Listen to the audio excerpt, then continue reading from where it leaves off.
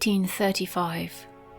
Somewhere in the north of France, the relatives of a deceased man by the name of Nicolas Leclerc are gathered around a crackling fireplace. They've discussed what they are going to do, and they agree that it must be done. You see, they are in possession of around 20 letters they consider dangerous. They were written to Nicolas by his former roommate from the time when he was a young man studying in Reims. The letters themselves weren't particularly incendiary. In fact, according to Leclerc's nephew who read them in his youth, their content could be likened to the kind of harmless lines young friends would write to each other during those times. Plans for the future, political activity. What made them dangerous in the minds of the Leclerc relatives was their author. Although he had already been dead for over 40 years, his name was still bringing back bitter memories in the minds of those old enough to remember the events of one of the most turbulent and significant periods of their country's history, the French Revolution. One by one, the yellowed envelopes fell onto the flames and curled up, an echo of destruction reminiscent of those troubling times when documents by the thousands were burned, and with them burned crowns and gods alike, on a pyre made by people who had finally had enough. Who was this man who left such a mark on the history of France? So much that his harmless letters were considered dangerous so long after his passing. His name was Antoine de Saint-Just, Archangel of Terror, political radical, enfant terrible of the Revolution. He shot up from obscurity and took center stage in the merciless theater of history, and stayed there until the bitter end. Idealist, monster, patriot? We shall endeavor to find out.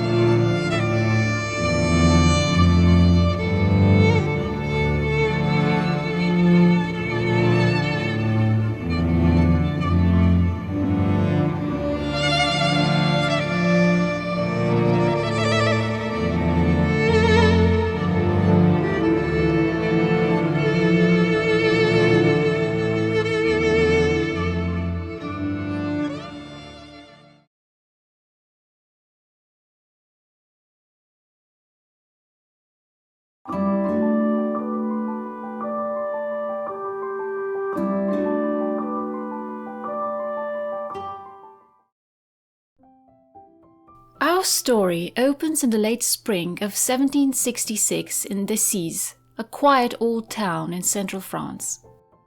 We're at the house of 65-year-old Léonard Robineau, a notable resident of the town, and we've landed in the middle of an awkward scene.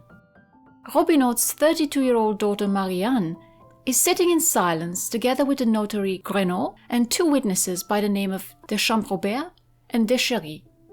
They are all waiting for old Mr. Robineau, but to no avail. Little do they know he had left his house in sign of protest. You see, Marianne wishes to marry. At 32, she's in great danger of becoming an old maid, and she dreams of finding a husband and having her own family. And to her great luck, she has already met the man with whom she has a very real chance of achieving her dream. His name is Louis-Jean Saint-Just de Richebourg. He is 50 years old, tall, 1.79 m, with a long, narrow face and grave expression. The only surviving son of a family of some means from Montsan, a village near Soissons, he joined the military at 19 and had a perfectly respectable career and a solid financial situation. Like Marianne, he had never been married and was looking to settle down, and found in this practical, efficient woman a promising future wife. Marie-Anne's father was a man of means, so her dowry would have been more than acceptable. There was nothing left to do but ask Léonard Robineau for his blessing, something which the happy couple did in the winter of 1765-66. Mr. Robineau firmly refused to give his permission, in spite of his daughter's pleas. It's never been clear why he was so set up against this match. One would think he'd be happy to see his daughter finally settled. Perhaps he simply did not like the groom. It's unlikely the reason was monetary. Louis-Jean's finances were in very good order. Perhaps Mr. Robineau, a widower, had gotten used to having his house managed so well by his capable daughter and did not want to give up his comfort and her companionship. But here he underestimated his offspring. Marie-Anne was legally an adult and as such didn't actually need her father's permission to marry. She just needed to get a formality out of the way. All she had to do is bring a notary and 2 witnesses and attempt to convince her father 3 times. Even if he refused, after the 3rd time, she was free to marry. And so Marie-Anne sprang into action and attempted to commission the notaries from Decize, but they were too scared of coming into conflict with her father and refused to help her. Undeterred, she wrote to Seigneur Viot de Baudreuil, a high justice official 30 kilometers away, and explained her situation. She wasn't young anymore, she wrote, and the match was advantageous and honorable for her family. Won't he please help her? On the 21st of May, 1766, the official came through with an order, which was to be delivered to Decize immediately. Any notary who refused to assist Marie-Anne was to be punished. Victorious, the bride-to-be gathered notary Grenot and the witnesses we mentioned, and went to implore her father to not stand in the way of her happiness. Mr. Robineau listened for a while, then left the house, annoyed. This did little to discourage his daughter, who repeated the process the next day, only this time her father had intentionally left the house. It didn't matter. The second attempt was therefore complete. The 3rd and final visit took place the next day at 4 in the afternoon. Mr. Robineau listened in silence to his daughter's arguments about the social and economic benefits of her match with Louis-Jean and to her pleas for his blessing, and withdrew without a word. His sullen disapproval did little to dampen Marie-Anne's spirits, because in 3 days' time, on the 24th of May 1766, in the nearby village of Champvert, she signed a marriage certificate together with her much-fought-for groom.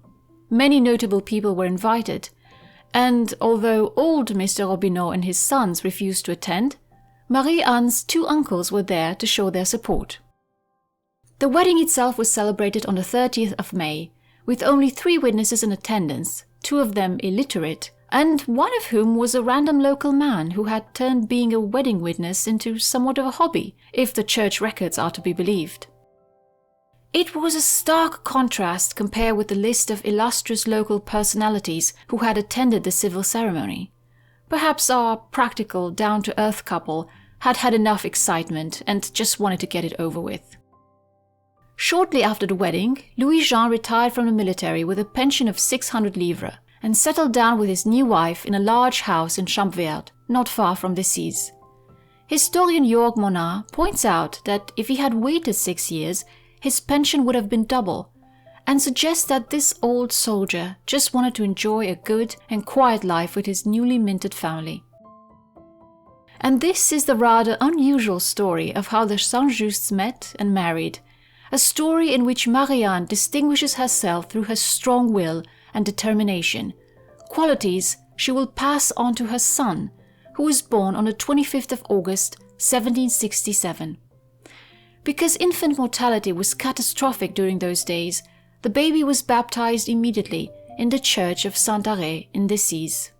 His given names were Louis, after his father, and Antoine, after his godfather and great-uncle, Jean-Antoine Robineau. In his short, turbulent life, he will become a figure of legend, infamy, and fascination.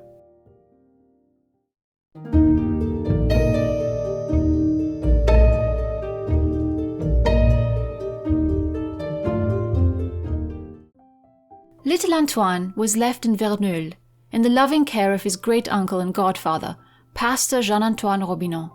It was in his house that a little blue-eyed, blonde boy took his first steps, and it was in the centuries-old church where he served, called Saint-Laurent de Verneuil, that Antoine ran around with the other children. It was a beautiful, ancient edifice, but it also had an ominous quality. On one of the walls of the church was a fresco of the martyrdom of Saint Etienne, who was stoned for his faith. On another wall, there was the tale of the 3 living and the 3 dead, a medieval story about decay and death. They loomed prophetically over their congregation of laughing children. But little Antoine does not know anything of the world yet, and of the great role he will play in France's destiny.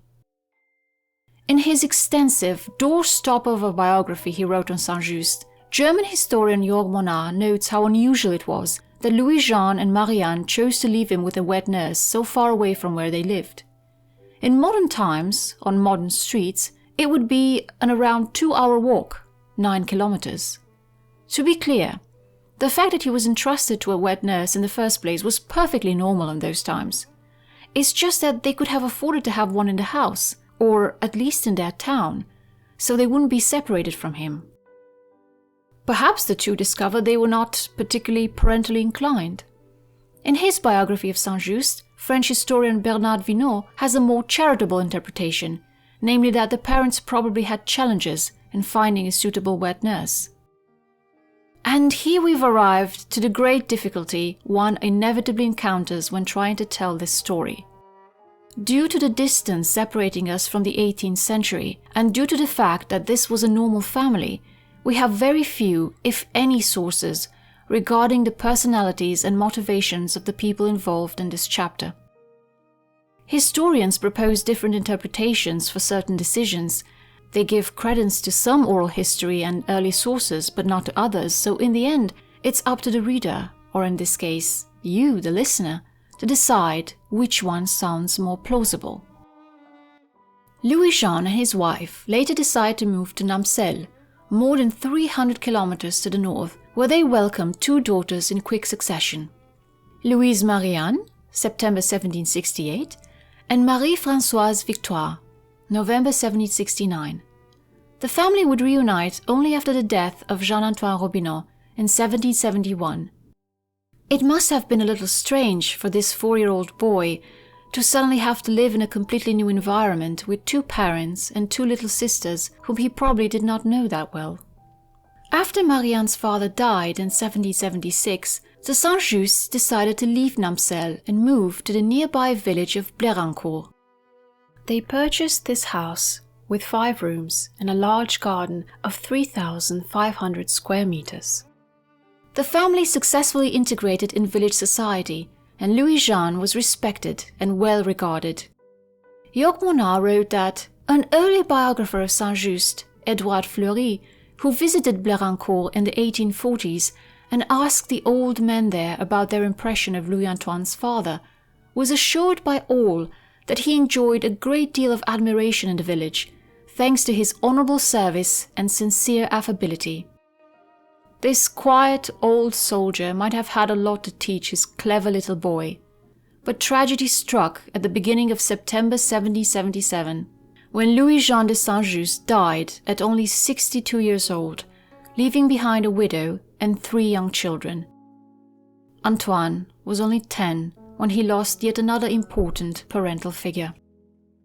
This must have also been a strong blow for Marianne, who had enjoyed only 11 years of marriage with her husband and who would never remarry. Her first act was to make sure that her 3 offspring would have good and worthy legal guardians in case she also passed unexpectedly. The loss of Louis-Jean's income was challenging for the family, and although there was no threat of poverty, Marianne knew she had to tighten the belt and be very careful with money. Ever the resourceful, practical woman, she even signed 2 new lease agreements on the very day of her husband's funeral. Antoine carried on his young shoulders the hopes of his bereaved family.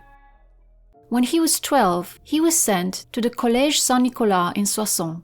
It was eye-wateringly expensive, 400 livres a year without the clothes and laundry services, but this seems to have been what his father had wanted. Having to go into a new milieu for a fourth time in his life, young Antoine must have felt a certain sense of rootlessness when he left for Soissons. Located 100 kilometers northeast of Paris, Soissons is an old, old place. The air is different than in the French capital. There is a lightness, a sweetness in the air, difficult to describe. The city centre has the melancholic air of an enchanting ruin. Some landmarks that Antoine would have seen and visited in his day are still there, like the 12th century cathedral Saint-Gervais et Saint-Protais de Soissons, or the Saint Pierre au Parvis church, whose tall windows have the most beautiful shade of green, but only when seen from the outside. The only thing that survives of the old college is the gate. Like many of the buildings in the centre of Soissons, it has seen better days. The stone has been eaten away by the elements. The walls are covered with grime, and the statues of the goddesses Athena and Pomona, who hold together a laurel crown, have lost their legs. But 2 centuries ago, as Antoine and hundreds of others were passing through it, it must have looked magnificent, gleaming white over a blue sky. The more one reads about the educational model practiced by the college back then, the more the word strict comes to mind. Order and discipline reigned supreme, and each day was organized very precisely. The staff boasted that the students were never left unsupervised. They were not allowed to leave the grounds of the college without a teacher, and even at night one of the staff members would occasionally check to see if they were all asleep as they should be. There was a monastic quality permeating every aspect of life at Saint Nicolas, and its purpose was to mold the teenage boys they were entrusted with into virtuous and God-fearing men.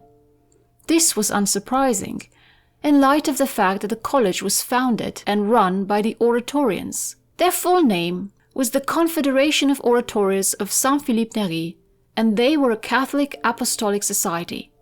It was different from a monastery because its members took no vows and dedicated themselves to one institution in particular, which in our case was the college. The emphasis on virtue is clearly laid out in the code of behavior of the institution.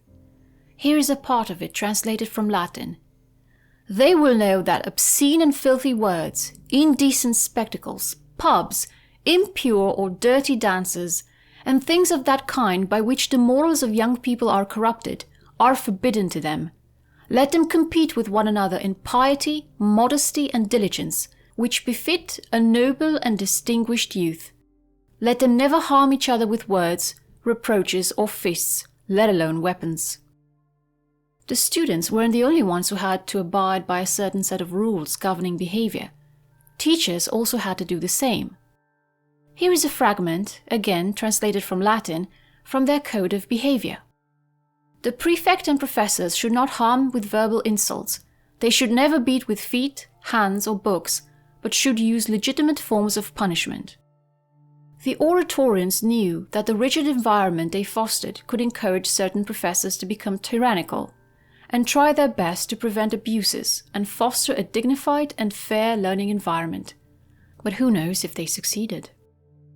I suspect that when I speak of the Oratorians, you are probably imagining a group of old, sour-faced teachers, but surprisingly, many were men in their 20s, very religious, yes, but also very qualified.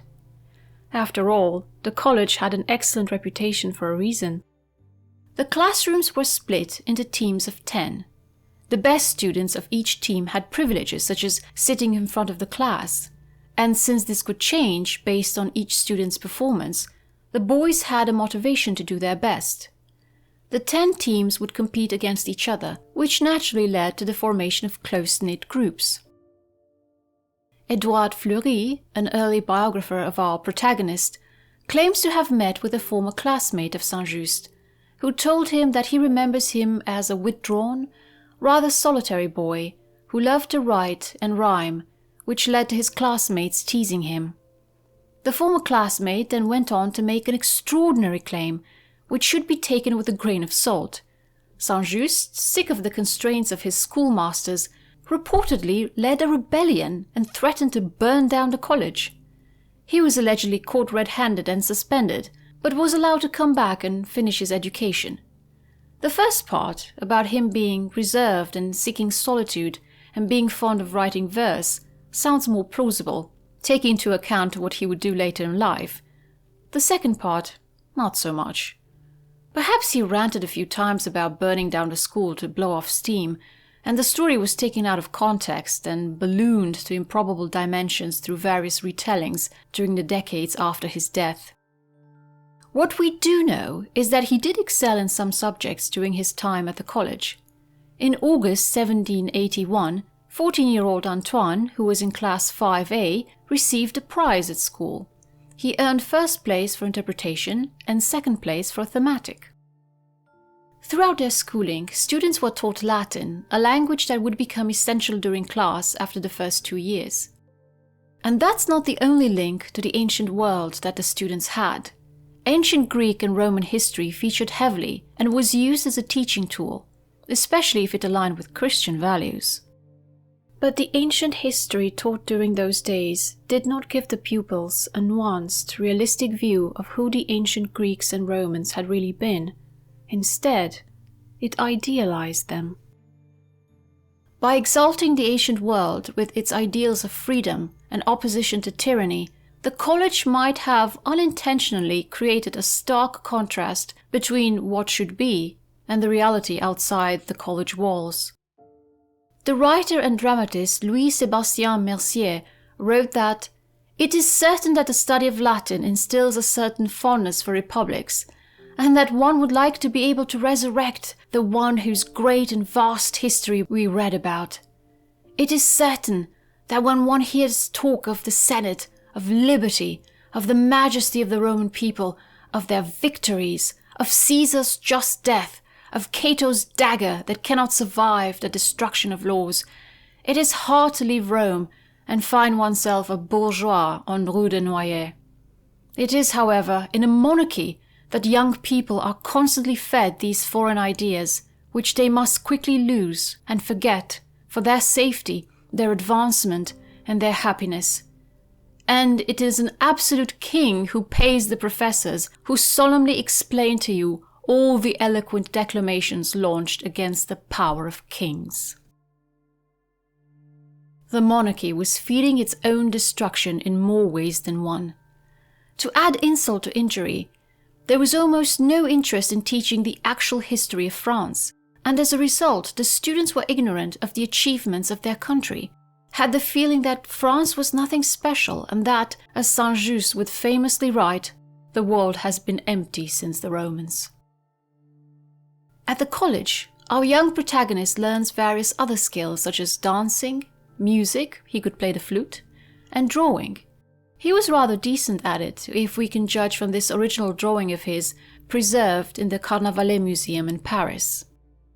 Great emphasis was also placed on an impeccable appearance. Students had to be clean, their clothes had to be in good order, without holes or tears, and they had to style their hair according to the fashion of that time. This was something that personally appealed to Antoine. For the rest of his short life, he would take great care in his appearance. Particularly noteworthy in regards to his character is a little personal project that Saint-Just compiled between 1784 and 1786, an essay about the ruins of the Château de Coucy. He didn't bother doing his own research, instead he simply plagiarized almost word for word from the work of a clergyman, Toussaint du Plessis. What is interesting for us, however, is not what he copied, but what he left out. He removed several passages which mention the importance of the church, instances of so-called divine intervention, and misogynistic commentary. In contrast to the author, who was outraged that Thomas de Malle, Lord of Coucy, showed no fear before death, Saint-Just removed the sentence and replaced it with his own thoughts, writing that he found that kind of fearlessness admirable. There we already see the influence of the classical world in his thoughts. His ancient heroes would not have feared the thought of parting from this world. He also pointedly refused to spell words like king or royal with capital letters, even though that was the norm for the day, hinting perhaps at a less than ideal view of the monarchy. And there was one disquieting change that he made. Du Plessis wrote about an event that took place in 2050, when the Lord of Coucy, Engerard IV, caught 3 Flemish noble youths poaching and ordered their execution immediately. The monk lamented these death sentences passed down without a proper trial, but Antoine not only thought that this was appropriate, but wrote how he wouldn't have even given those men time to prepare for death. The thoughtlessness of youth, or a sign of what's to come? He preferred a more concise style of writing, and he had a rich array of spelling errors. Monar notes that, for example, when it came to placing commas, Antoine seems to have sprinkled them randomly. For someone so fond of writing, he had a strangely libertine way with the rules of grammar and punctuation. From his youthful literary experiment, we can gather that the years of intense control and religious indoctrination grated on Antoine. He would never express nostalgia for that period of his life, even if it left a deep mark on him. The Romans had won in favor of God. It's their heroics that he would try to emulate, their ideas that would appeal to him, and their memory that he would hold dear. But let's turn back a little, right around the time we mentioned the ruins of the Château de Coucy. They were special to him for a different reason. He most likely visited them during his summer holidays with someone very dear to him, a childhood sweetheart by the name of Thérèse Sigrade-Gelée. Thérèse was 1 year older than him and had had a difficult start in life. She was born as the illegitimate daughter of the wealthy Louis-Antoine Gelée and spent many years of her life under the shadow of her shameful situation before her father finally married her mother after the death of his legitimate wife. Their relationship slowly but certainly veered towards matrimony. In 1785, at the ages of 18 and 19 respectively, Antoine and Thérèse became the godparents of a baby boy, Louis, from a local family called les Lis-Compères. Since usually married couples were chosen as godparents, this means that the Society of Blérancourt saw the two as a solid couple and believed that they would eventually marry. The fact that they were not prevented by their families from being godparents together shows that the Gelées and Mrs. Saint-Just too seemed to be alright with the prospective union. Those must have been blissful days for the sensitive teenage Antoine, whose life opened before him luminous and full of promise. No portraits of Thérèse have survived, but Jörg Monar points out that in one of his poems, whose main character was a shameless self-insert, Antoine describes his ideal woman as following. I want a gentle mistress fair, not a goddess, but with tender care. I'll seek her where the fields unfold, her heart open, youthful, never cold. Forever 15, with eyes that gleam, a sweetness pure, like a soft daydream, her smile delicate without a trace of boldness or a mischievous face.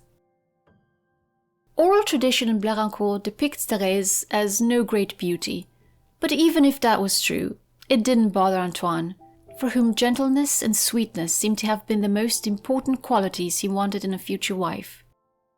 They would have seen each other during the summers Antoine spent at home between school years, and roamed the lovely, wide countryside together, drunk with happiness. But Thérèse's father was an ambitious man, a social climber par excellence, hungry for fortune and honors, and thought that his daughter could do better.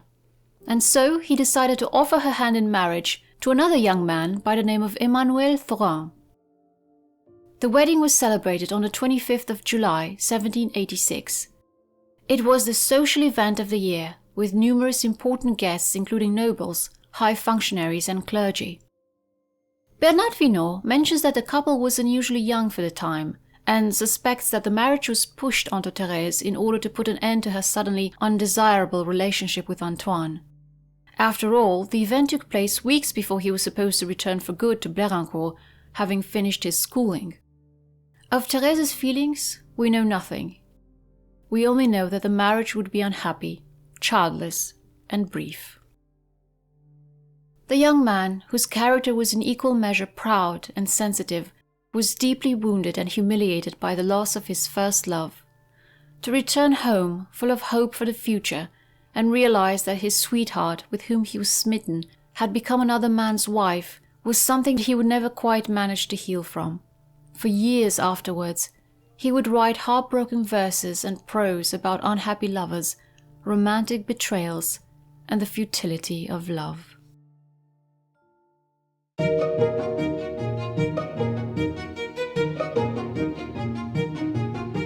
The painful loss of his beloved Thérèse, whom he now had to see walking around Blérancourt with her new husband, was compounded by the fact that this marriage happened not because of any faults within his character, but because he was considered not wealthy enough, something that, as a fatherless young man, he had no control over. It was a bitter first taste of the unfairness of the world he lived in. At home, wounded and inconsolable, surrounded by a mother he had little in common with and two younger sisters, Antoine must have felt deeply unhappy. Perhaps he sought the company of his best friend, innkeeper's son Pierre-Victor Thuillier, but if they sat together at La Croix Blanche, the Thuillier Inn, it must have felt like the whole of Blérancourt was watching him, gossiping behind his back. For a young man with both his heart and pride in tatters, Blérancourt seems to have become too much, which perhaps explains what happened next. On the morning of the Saturday of the 16th of September, the Saint-Just ladies awoke to a frightful scene. They had been robbed. The family silverware was missing, as well as a pair of pistols and a signet ring which had belonged to the late Louis Jean. And worst of all, there was no sign of Antoine anywhere. One can imagine his family's confusion. There was no sign of forced entry, and whoever had taken the valuables had known exactly where they were and had been very silent. One wonders how long it took before they put two and two together and figured out what had really happened. By that time, Antoine was in the nearby village of Chauny, whom he probably reached by foot by walking for about 4 hours in the dark. As Monar tells us, at 1 p.m. on Saturdays, there was always a post carriage leaving for Paris from Chauny, which usually reached the French capital towards the evening. And I think I'll let Monar tell us what happened next. He obtained a furnished room in the Saint-Louis Hotel, close to the Palais Royal, on Rue Fromenteau. For this provincial young man, always raised in a clean environment, this room would have been a first dampener on his enthusiasm at his arrival in the capital, as Mercier, whom we have to thank for the most lifelike depiction of pre-revolutionary Paris, does not paint this kind of lodging in the most flattering light in his Tableau de Paris. The furnished rooms are filthy. Nothing affects a poor stranger more than seeing the dirty beds, the windows through which all the winds pass through, the half-rotten tapestries, a staircase covered in garbage. An Englishman and a Dutchman who have enjoyed the most delectable property found themselves sleeping in beds infested by uncomfortable animals, and all the nasty draughts enter their room. Mercier also mentions that one had to pay for this room in the near of the Palais Royal usually 6 times more than everywhere else, for a rent that was normally already too high. So the inexperienced Saint-Just became immediately the victim of a sort of trap for foreigners. He therefore saw himself forced to sell almost all the silver he brought to a Jewish pawnbroker, who also took advantage of Saint-Just's inexperience and gave him only 200 francs for it. The only thing Saint-Just did not sell were a silver cup with the sigil of his father, a ring, and the 2 pistols, obviously mementos of his father. A city like Paris was never going to be kind to a sheltered, naive young man like Antoine. He knew nothing of the tricks seasoned Parisians used to save money, nothing of the little ways people down on their luck could earn a meal or a few coins. He must have been gripped by panic as he saw his meager funds diminish day by day. And yet, it's worth noting that even in the face of ruin, he refused to sell his father's belongings. As a result, Louis Jean's sigil ring would survive the next 2 centuries and is now kept at the Franco-American Museum of Blérancourt, a small reminder of this old soldier and of the love his son had for him. And yet, Paris must have been so exciting for a young man to discover, and Antoine spent much of his time among the people, observing everything and everyone carefully.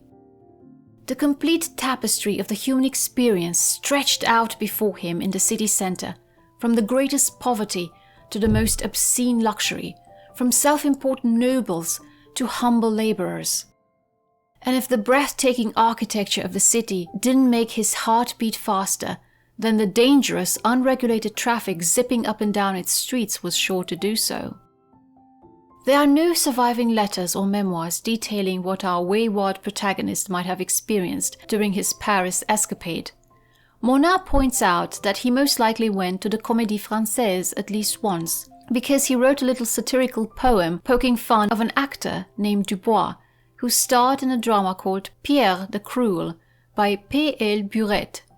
Perhaps he also visited one of the hundreds of cafes Paris had to offer, where every piece of news, every new play, every political development, and every new idea was being passionately discussed, dissected, and then devoured. It was a new world for a young man who had been raised first in a placidly provincial, then in a rather artificial setting, where the ideas were fed to him and where challenging the status quo was not on the menu. Who knows how long he would have stayed there if his coin purse hadn't been so light.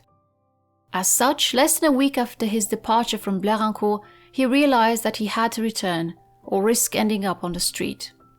He was, however, aware that his practical, no-nonsense mother would probably have his hide if he just showed up on her doorstep after having shamelessly stolen her silver. So he used his imagination to concoct a plan so hilariously ridiculous and outrageous, it must be heard to be believed. He wrote her a letter pretending to be a doctor by the name of Richardet. This concerned doctor told Mrs. Saint-Just that her son had left for Paris because he was suffering from a completely new, never-seen-before form of headache. Since the treatment for his illness that seemingly baffled the medical world was 200 francs, he had taken the family's silver to pay for it. And, of course, because he did not want to worry his family, he had left in the middle of the night. The alleged doctor continued his letter advising Mrs. Saint-Just to spare her ailing son and to not make him work for the next few months, and in particular, to not let him study too much, because if he carries on like this, he'll be dead within a year. Oh, to be a fly on the wall in Mrs. Saint-Just's living room when she opened that letter. Unsurprisingly, she immediately knew who was behind it, and was not amused by her son's antics. Not for the first time in her life, she had been underestimated. And, as we saw in the first chapter of our story, Mrs. Saint-Just was nothing if not resourceful. Shortly after discovering her son's disappearance, she had written to an acquaintance of hers who resided in Paris, the Chevalier d'Evry. The former superior of her late husband, he had also been a good friend of his and had all the reason to want to help his widow. In her letter, Mrs. Saint-Just asked him to help her track down her son and recover her valuables. d'Evry wasted no time and instructed none other than the Lieutenant General of the Paris Police to look for Antoine. An arrest warrant was issued on the 30th of September, and since Mrs. Saint-Just had received her son's address from the letter he sent her under the guise of Dr. Richardet, and had passed the information on to d'Evry, Antoine was arrested on the morning of the 6th of October. What followed was a deeply humiliating ordeal. The plan, which had seemed daring and romantic in his own head, had probably taken on an embarrassing quality when he was forced to explain it to a grown man. During the ensuing interrogation, Antoine was forced to admit that he stole and sold most of the valuables he had brought with him to Paris. There was nothing much the police could do about that, since, as the only male heir of the Saint-Just family, the objects had technically belonged to him by right. However, it was clear that Mrs. Saint-Just wanted to teach her son a lesson, because Antoine found himself taken to the house of Madame de Saint-Colombe, a place where troublemakers were locked up and encouraged to reflect on their behavior. As far as this kind of institution goes, it was a fairly comfortable one, where his meals were brought to him by a servant, and he even received powder and pomade for his hair. Monar's research shows that the cost of imprisoning Antoine in that house was twice as high as his tuition at the college, which means that for the normally frugal Mrs. Saint-Just, punishing her son was of the utmost importance. To be fair, he had not only robbed her blind, but he had also humiliated her in front of the society of Blérancourt. Her letters to the Chevalier d'Evry show conflicting emotions. She did not want to lose her son, but she was also clearly furious with his behavior. In one such letter from November 1786, she claims that her nerves were so frayed she had trouble recovering from a fever and, in a move classic to mothers, claimed that she might die. A little aside, Miss Saint-Just would live on for 25 more years. Clues about the next 6 miserable months of Antoine's life can be found in the few surviving letters between the Saint-Just family and the Chevalier d'Evry. Antoine's initial defiance was dampened by the grim reality which set upon him day after day, week after week. The young man had never been under this kind of imprisonment before. It wasn't just the lack of things to do or the restriction to move freely, which are terrible for someone as proud and intellectually inclined as he was. It was also the people he was imprisoned with. They were guilty of far worse offences than his. He must have been shocked to realize that he was locked up together with thieves and gambling addicts who had stolen ruinous sums from their family or employers. And if that didn't unsettle him, then surely that feeling came upon him when he saw the other kind of fellow inmate housed there, the mentally ill, the insane, and those who had tried to put an end to their days. Needless to say, at the time, things like mental illness and addiction were not understood very well. For someone as naive and sheltered as Antoine, all this must have been deeply disturbing. Notable historians Monar and Vinot agree that the punishment was extremely severe. But one has to wonder if Mrs. Saint-Just had any idea about the kind of company her son was surrounded by. Our unfortunate protagonist would eventually come to understand that he would never get out of that place if he did not mend fences with his mother. But the road was rocky. Bored out of his mind, he kept trading his shirts in exchange for objects unknown to us, to his mother's annoyance. I know what you'll ask. How could a young man who had technically not committed any crime be locked up until his mother decided to let him out? Monar provides us with the following explanation. Such intervention by the highest authority at the request of close family members was by no means uncommon at the time. In the society of the Ancien Regime, each family represented a close unit of order, which was supposed to ensure on a small scale what the kingdom had to guarantee on a large scale, the preservation of social order and hierarchy. If an internal family conflict threatened to destroy this unit and thus call into question the functioning of the social order on the smallest scale, the supreme guarantor of the system, the monarchy, could not remain indifferent. Therefore, if a parent or spouse turned to the state to demand punishment of a disobedient child or a dissolute spouse in the name of morality, this request was often granted after review at the ministerial level. In February 1787, Antoine's sister Louise writes a letter of thanks to the Chevalier d'Evry, from which we find out that not only has Antoine had a change of heart, but that he had also decided to become a lawyer.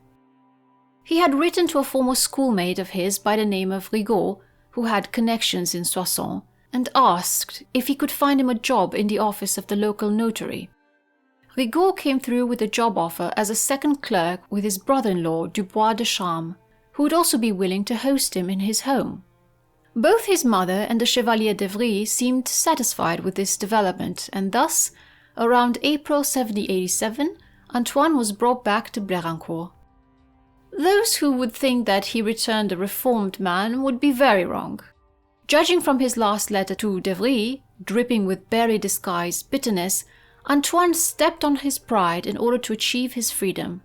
It turns out that he did have one thing in common with the thieves he had been locked up with. He only regretted getting caught. We have no information about the time he spent in his new role in Soissons, but it could not have been long, as he left for the city of Reims in order to attend the law school there. Once a prestigious institution, the faculty had fallen to laughable laws by the time Antoine got there. It was perfectly possible to obtain a diploma in only a few months. All one needed was enough money for the purchase. And such was the case with our protagonist, who passed his baccalaureate exam on the 14th of February 1788 and his licence on the 15th of April. What should have taken years of serious study took only around 6 months. Monar wisely remarks that this travesty probably dealt a serious blow to Antoine's already damaged opinion of the system. He rented a room in a house on Eau des Anglais, which he shared with Nicolas Leclerc, who was studying theology at the time. If you recall, we mentioned Nicolas in the prologue. The two would become good friends and keep in contact for a long time after Antoine left the city. Interestingly enough, Nicolas had many doubts about priesthood and would eventually renounce his religious vows and would take another path in 1794. The relief Mrs. Saint-Just experienced when she saw her son well on his way to becoming a lawyer must have evaporated a little when she realized what his next ambition was. Antoine was working on a scandalous epic poem, which he hoped would bring him the recognition he craved.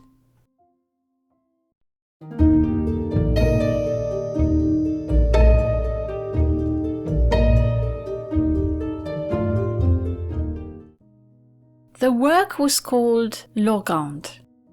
The story of L'Organde takes place during the reign of Charlemagne. The emperor sends his troops, together with Archbishop Turpin, to defeat the pagan Saxon prince Widukind. But disaster strikes when the lusty archbishop is lured away by a nymph and disappears. The Christian soldiers are deeply demoralized by this, and it becomes imperative for someone to go out and retrieve His Holiness as soon as possible. The task falls on the shoulders of Turpin's own illegitimate son, a young knight by the name of Antoine Organde. He will have many adventures, be confronted with human folly, and eventually find his troublesome father and return him just in time for the troops to deal a decisive blow to the enemy. Inspired by Voltaire's La Pucelle and Milton's Paradise Lost, the poem is split into 20 cantos and suffers from a myriad of problems. There are meandering plot lines. Some scenes have a very abrupt ending, almost as if the author lost interest in what was happening. The rhyme format changes randomly. The story itself is a biting satire. Youth and idealism go hand in hand. Antoine was clearly disgusted by what he saw around him. The system was oppressive and corrupt. The hypocritical church was riddled with vice, and because these two branches, bloated with privilege, were enthroned high above, the filth dripping down from them poisoned everything else. He's merciless in his assessment of their many failures. Much has been made in the centuries after its publication of the Organde's more salacious and raunchy passages, and many historians spent some time psychoanalyzing the meaning behind some of the imagery. Monar suggests that the scandalous passages might have been a deliberate ploy to attract a readership who was always thirsty for titillating, outrageous, and shocking stories. Vinot, on the other hand, suggests that Antoine had a subconscious fear of castration. We will never know for certain. In any case, his hope that the Organde would bring him the recognition he craved was meant to end in disappointment. The poem was clearly the work of an impatient amateur, and, much like the literary products of other historical figures, such as Empress Elizabeth of Austria, it is read nowadays chiefly for the insight it provides into the author's psyche, rather than any literary value. In spite of the difficult Parisian literary landscape, where countless educated young men were trying their hand at writing, our protagonist found a publisher for his work rather quickly, and could admire his literary creation in book form in May 1789, after having left for Paris barely a month earlier. The poem was split into 2 beautiful and expensive volumes, costing 7 livres and 10 sous, for which a rural day labourer would have had to work for about 2 weeks, says Monar. From the start, the book could not have been a financial success, due to the high risk of publishing such a libelle, as it was called. A libelle was a polemical or accusatory text, sometimes exaggerated or malicious, used to attack an institution or a person. Marie Antoinette, for example, had countless libelles written against her, where she was accused of pretty much everything under the sun. Since France at the time had no freedom of the press, publishing such texts was illegal and carried considerable risks, including arrest, even prison time, not to mention the financial loss caused by the confiscation and destruction of the entire edition. Therefore, in order to insulate themselves from the risks, the publishers were in the habit of greatly reducing the author's fees. The Ancien Regime wasted no time in activating its censorship apparatus and attempted to track down the author of the brochure, as it derisively called it. Antoine found himself forced to go into hiding and took refuge in the house of an acquaintance from his region who happened to live in Paris. While he most likely reckoned with this sort of consequence, this must have further shaken his mother's confidence in his future as a productive, respectful member of society. Her nerves must have been deep fried by then. But this trouble took a back seat for Antoine because there, that summer in Paris, he witnessed the beginning of an extraordinary period in his country's history. Some brief background on the situation. There were three main groups of people in France at that time: the clergy, called the First Estate, the nobility, called the Second Estate, and the common people, called the Third Estate. The First and Second Estates had numerous privileges, which they had been jealously guarding for centuries. The nobility, for example, paid little to no tax themselves, but had the right to collect it from the peasants who lived on their lands. The church also paid no tax, and was on top of that the largest landowner in the country. Over the years, every attempt at getting these two estates, who represented only a tiny fraction of the population of France, to pay their fair share, was met with staunch resistance. The Third Estate, the people, crushed by taxes, hungry and voiceless, had attempted to bring a change that summer. They wanted the concept of these states abolished altogether and the right to vote by head. They felt that they had the right to be represented fairly, that their voices should be heard, because their sweat and tears was the oil which kept the country running. On the 17th of June, the representatives of the Third Estate did something unheard of before. They formed the National Assembly and passed a decree suspending taxation. For the first time, the people had a voice. But the King Louis XVI, weak and indecisive, annulled this decree and, on the 20th of June, most insultingly and cowardly, locked the representatives out of the meeting hall. This act led to one of the most beautiful scenes in French history. The representatives gathered in a nearby tennis court and made a solemn vow, never to separate and to assemble wherever circumstances required until a lasting constitution had been established.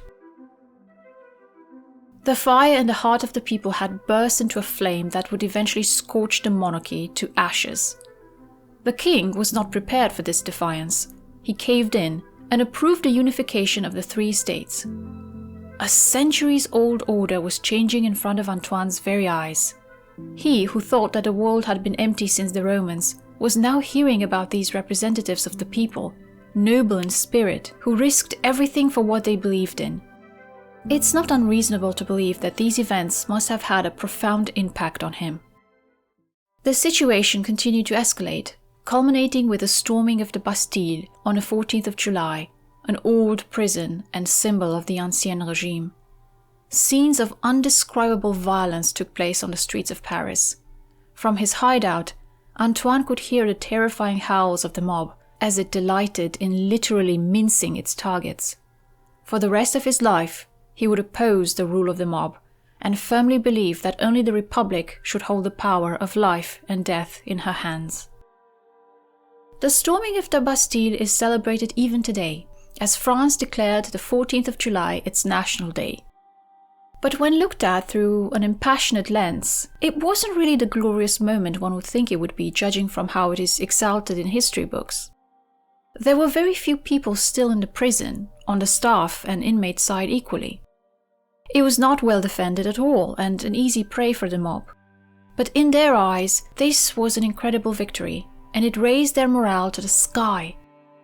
As he watched them take the Bastille apart with their bare hands, day after day, Antoine must have understood this valuable lesson on how people think.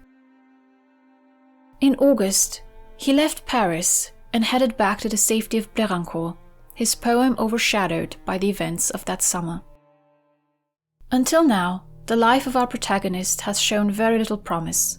He's proud and idealistic, sensitive, a dreamer who doesn't quite fit in, educated for a world that doesn't really exist. Forced down a narrow path of bourgeois respectability, He struggles to free himself and carve a path of his own making. He yearns for something more out of life, but doesn't know what. It's a thought that probably crossed all our minds at some point, that there has to be more to life than this. But the gears of history are already turning, leading him to his extraordinary fate. Our story has only just begun.